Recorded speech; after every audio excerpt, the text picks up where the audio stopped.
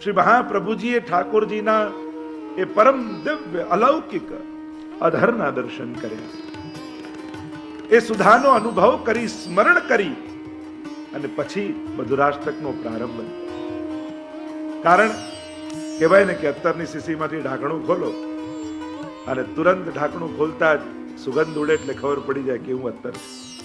એમ જ પહેલા જ અધરમ મધુરમ રૂપી ઢાંકણું ખુલ્યું અને એમાંથી પ્રભુની સુધા વહી અને એની સુગંધ ફેલાઈ અને માધુર્યનો અનુભવ બધાને થઈ ગયો.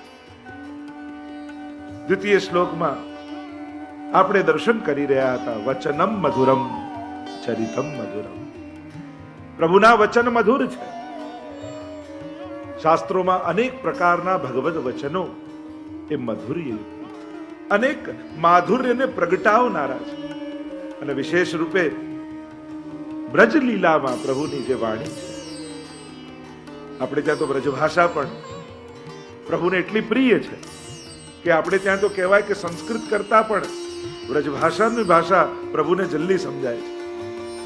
એટલે જ આપણું કીર્તન સાહિત્ય, અષ્ટસખાનું સાહિત્ય બ્રજભાષાનું કહેવાય. આપણે તો બ્રજમાં એમ કહે કે એક વ્રજવાસીન કી ગાલી પર 100 આદર બલિહાર. ઠાકોરજી એમ કહે છે કે મને તો વ્રજવાસીઓના મુખની ગાળી પણ એટલી ગમે છે કે એના ઉપર 100 સંસ્કૃતના સ્તોત્રો નોછાવર કરી. એવી પ્રભુને વ્રજભાષા પ્રિય છે. વ્રજની વિશેષતા જે છે, વ્રજની ભાષા, વ્રજની ભૂષા, વ્રજનું ભોજન, વ્રજની ભૂમિ, આ જ્યાં જ્યાં વ્રજ શબ્દ લાગે, વ્રજ ભક્ત એ પ્રભુને પ્રિય છે. વ્રજની ભાષા પ્રભુને પ્રિય છે. વ્રજનું ભોજન પ્રભુને પ્રિય છે. જો આપણે ગમે તે આરોગતા હોઈએ, આપણે ગમે તે લેતા હોઈએ, પણ પ્રભુને એ ધરાય જે પ્રભુને ગમતું હોય તો પ્રભુને આનંદ આવે. અને એટલા માટે જ આપણે ત્યાં જે પરંપરા, જે ક્રમ અને વિશેષ સામગ્રીઓનો જે ક્રમ આપણે ત્યાં આવે છે. અને હવે તો લોકો ઉત્સવ પણ સામગ્રીઓના નામે ઓળખે. જો હમણાં નવમી આવશે તો કયો ઉત્સવ આવશે? ઓહો, શ્રાવણ મહિનામાં એક તેરસ આવે, કઈ? કંકોડા. એક પૂનમ આવે, કઈ? તો બધાને કેવું આમ કચોરીથી, જલેબીથી, કંકોડાથી બધું જ યાદ રહી જાય. એટલે લોકો સામગ્રીના નામે ઉત્સવ વિશેષ રૂપે ઓળખે. પણ આપણા માટે તો ગુસાઈજીનો ઉત્સવ મહત્વનો છે. આપણા પરમ દયાલ ગુસાઈજી પ્રભુ ચરણ પ્રગટ્યા પરમ દયાલ, જેમણે આવી અહેતુકી કૃપા આપણા પર કરી. એટલે જલેબી ઉત્સવ કહીએ બરાબર છે, પણ કહેવું તો જોઈએ શ્રી ગુસાઈજી પ્રભુ ચરણનો ઉત્સવ છે. પછી આપણે ભલે ઓળખવા માટે ને, પણ સામગ્રીથી આચાર્યનો ઉત્સવ ઓળખાય. આચાર્યને કારણે સામગ્રી. તો વિશેષ રૂપે આગ્રહ એવો ગુસાઈજીનો, શ્રી વિઠ્ઠલનાથજીનું નામ આપણા મુખમાં એ ઉત્સવના બહાને પણ આવે તો જેને શ્રી વિઠ્ઠલનાથ વિચારે રે, તેને પ્રગટ પદાર્થ ચારે રે. એ ક્ષણે ચરણાતમાં આપણે હતાની એ સમય, પણ આજે પણ ત્રીજું આખ્યાન ગાઈએ ને એવો જ અહેસાસ થાય જાવડે આપણે ચરણાતમાં છીએ અને ગુસાઈજીનું પ્રાગટ્ય થયું. આ કીર્તન સાહિત્યો એ ખરેખર ટાઈમ મશીન જેવા છે. અને એટલે જુઓ, દરેક કીર્તન ચાલુ વર્તમાન કાળમાં, કોઈ ભૂતકાળમાં નથી. પ્રભુ દેખો રી હરી ભોજન ખાત, આપુન ખાત ખવાબત ગ્વાલિન. સામે લીલા ચાલી રહી છે એ રીતે જ બધા કીર્તન છે. કોઈ કીર્તન ભૂતકાળનું નથી કે આટલા વર્ષો પહેલા પ્રભુ અન્નકૂટ આરોગ્યા હતા. ના, દેખો રી હરી ભોજન ખાત. જુઓ જુઓ, આરોગી રહ્યા છે. પ્રત્યેક બેઠે લાલ કુંજ કુટીર. દરેક કીર્તન તમે જુઓ, થઈ રહી છે લીલા, એ રીતે રચાય. એટલે કે આ કીર્તન ગાતાની સાથે આ બધી લીલાઓ સામે પ્રગટ થઈ જાય. વૈષ્ણવને પ્રભુના દર્શન કરવાના આ ચશ્મા છે. આ કીર્તનના માધ્યમ થકી એ દિવસના મનોરથના દર્શન કરવા, તો પ્રભુની સજાવટની સાથે લીલાના પણ દર્શન. તો જે મૂળ ચર્ચા કરી રહ્યો તો વ્રજ ભક્ત હોય, વ્રજનું ભોજન હોય, વ્રજની ભાષા હોય, વ્રજની ભૂમિ હોય, જ્યાં વ્રજ શબ્દ લાગે એ પ્રભુને પ્રિય થાય. વચનમ મધુરમ ચરિતમ મધુરમ. જ્યારે નવમ સ્કંદ સમાપ્ત થયો અને દસમ સ્કંદ આવ્યો પ્રભુની લીલાનું ગાન શ્રવણ કરવાનું છે, એ લાલસા પરીક્ષિત મહારાજના મનમાં પણ જાય.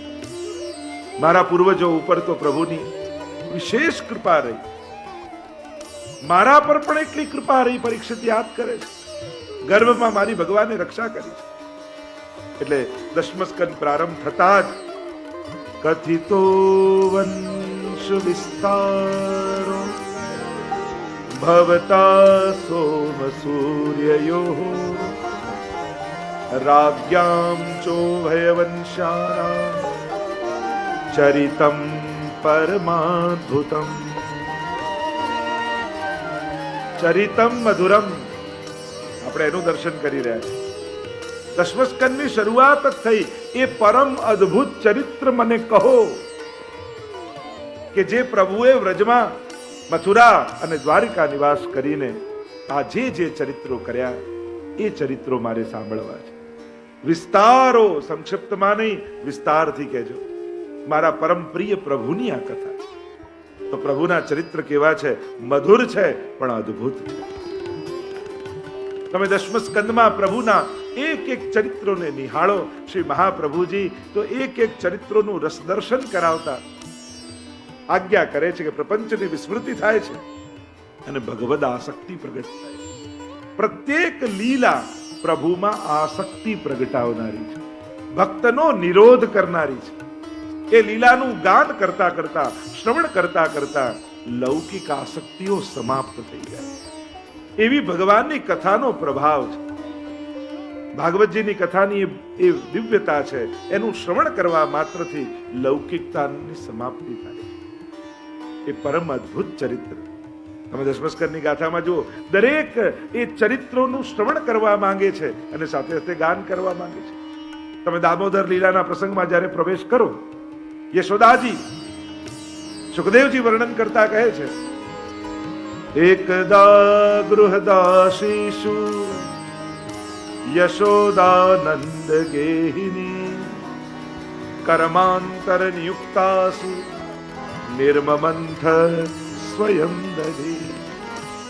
દધી મંથન કરવા માટે બિરાજમાન થયા, પણ એ મંથન કરતા કરતા, હાથથી સેવા કરતા કરતા પણ મનથી ચરિત્રનું અવગાન કરે છે.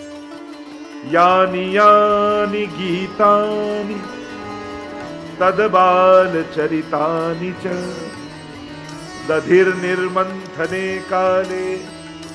જો યશોદાજી દધી મંથન કરતા કરતા યાની યાની ગીતાની તદ બાલ ચરિતાની છે, બાલ ચરિત્રોનું અવગાન કરે.